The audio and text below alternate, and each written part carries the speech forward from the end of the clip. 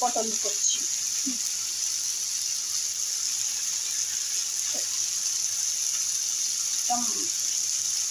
রসুন পেঁয়াজ দিয়ে তেল পটল।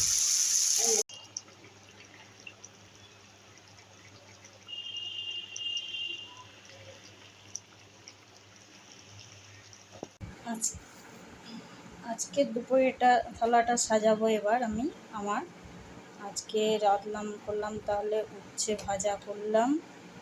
আজকে বেশি কিছু রান্না করতে করিও নি। আর করেছি তেল পটল,